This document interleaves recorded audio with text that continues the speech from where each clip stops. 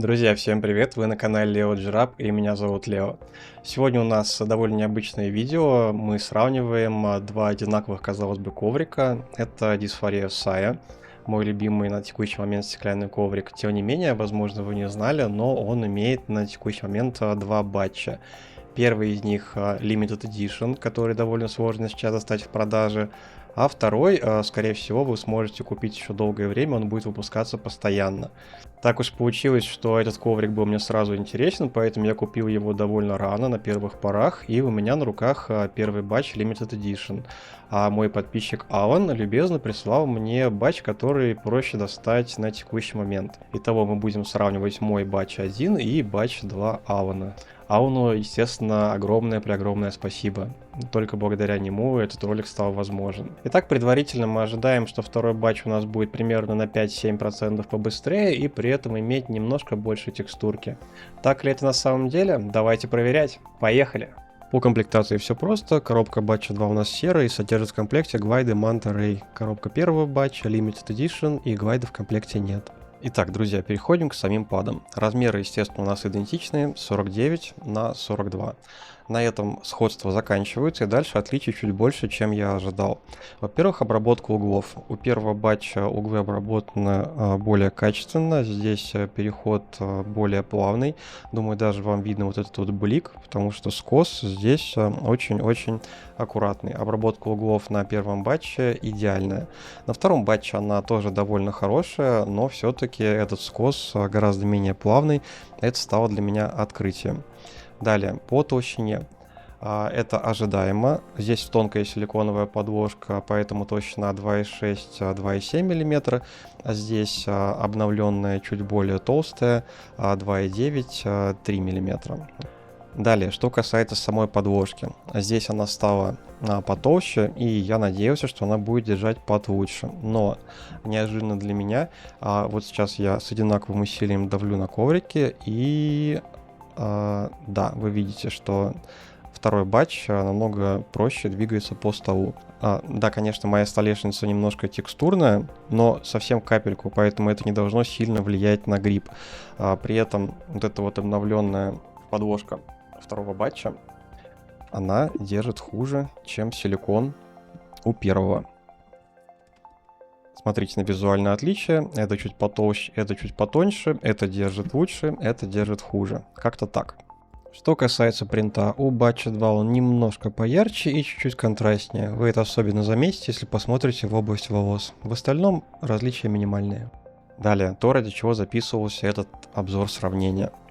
Поверхность. Сравниваем первый батч со вторым батчем. Тактильно, когда мы их трогаем, кажется, что разницы нет абсолютно никакой. Но если постараться, прям очень постараться найти отличия, то все-таки действительно ощущается, что первый батч чуть более гладкий. Я ни за что никогда в жизни не назвал бы второй батч не гладким. Он тоже, ну, прям абсолютно гладкий, но только если рядом не лежит первый батч. Первый батч ощущается все-таки где-то на 5-10% более гладким. И если бы первый батч не лежал рядом, повторюсь, я бы в жизни не сказал, что здесь ощущается какая-то текстурка. Но все-таки, когда вот они прямо рядом, я могу их оба щупать, то я ощущаю, что здесь практически идеальная гладкость, но я вообще практически ничего не могу ощутить. А вот здесь я все-таки ощущаю текстуру пальцем. Она очень гладкая, но да, она здесь есть, она ощущается. Далее, по скольжению мышки, что для нас еще более важно. Если просто пускать мышку по ковру, то опять же первое время кажется, что идентично. На самом деле, там, где у нас ощущается чуть больше текстурки, у нас, разумеется, все-таки чуть более без нажима, чуть более быстрый, легкий старт. На первом батче мышка тоже летает по ковру без нажима, но если сравнивать со вторым батчем, на втором батче это еще быстрее за счет текстурки, то есть у нас меньше пятно соприкосновения с мышкой без нажима, поэтому здесь мышка стартует еще немножко легче на втором батче. Но как только я кладу руку на мышку и начинаю давить, а там, где у нас текстура, в которой мы можем немножко подутопить глайд, мы сразу же начинаем ощущать небольшой контроль. Если же мы будем делать то же самое на первом батче, то здесь этот эффект практически отсутствует. Можно сказать, что его нет. Здесь он тоже на втором батче выражен очень неярко, я бы сказал минимально. Но когда вам есть с чем сравнивать, здесь стопа от сжатия практически нет, а здесь он минимальный, но присутствует. Еще раз схематично покажу свою теорию. Когда мы ставим на коврик мышку без нажима, то на более агрессивной текстуре у нас меньше точек контакта, из-за этого старт будет быстрее. При этом, как только мы начинаем давить на мышку, наши глайды в более грубую текстуру проваливаются сильнее, из-за этого мы начинаем на ней сильнее тормозиться, чем на более гладкой. Поэтому в микре, когда нам нужно под нажимом быстро менять цели или стартануть, я ощущаю, что второй батч дает мне слегка контроля. Если на первом батче вы целиком полагаетесь на управление пальцами своей рукой, здесь стоп от вжима, он практически вообще отсутствует, поэтому максимально отзывчивая микра. На втором батче это тоже очень-очень круто, но все-таки здесь вы немножко подконтролиться можете от сжатия. Повторюсь, если у вас не было на руках первого батча, вы в жизни не подумайте, что на втором батче есть какое-то сжатие от стопа. По 100-бальной шкале, если здесь 0, то здесь пятерочка. Все-таки немножко можно подконтролиться. Поэтому, опять же, когда я в дальнейшем играл на них в игры, то я ощущал, что я чуть-чуть менее резкий на втором батче. И у меня немножко менее отзывчивая микра, у меня чуть-чуть более замедленный старт.